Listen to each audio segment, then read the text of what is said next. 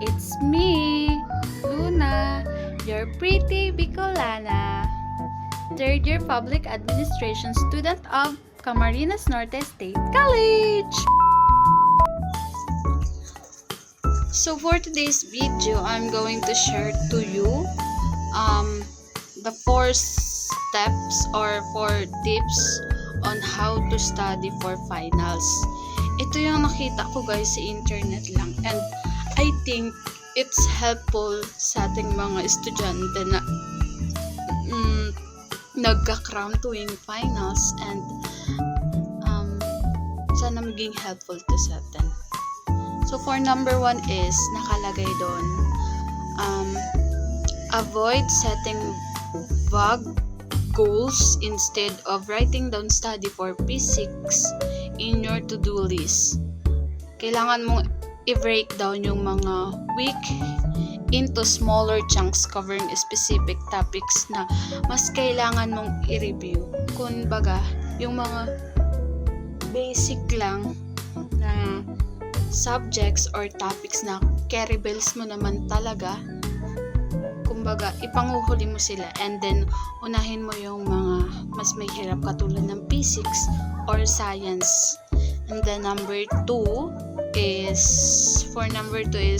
study by question type, not just topic,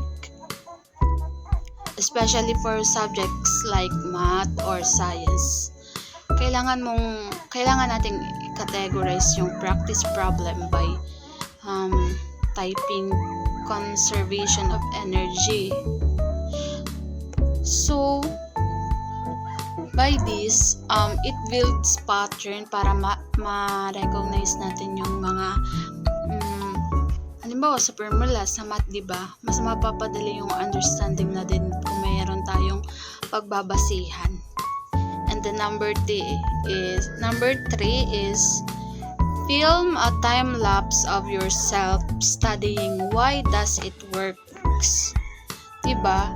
Seeing yourself work creates accountability and satisfying reward loop.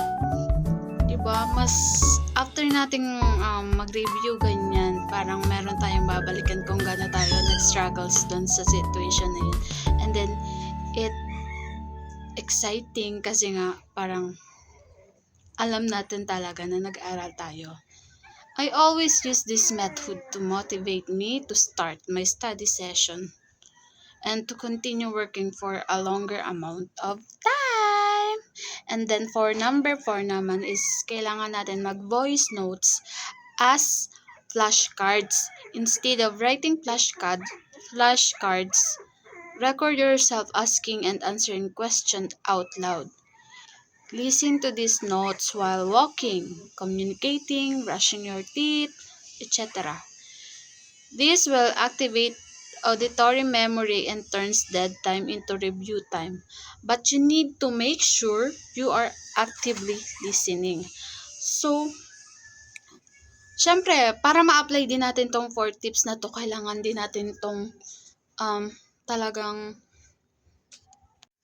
kailangan natin tong isabuhay, no? Hindi lang yung basta-basta lang tayo para tayong naglalaro. Kailangan din natin maging seryoso kasi pag na-achieve natin to, sa atin din naman yung magiging reward diba? It's either magiging perfect tayo, makukuha natin yung grades na gusto natin.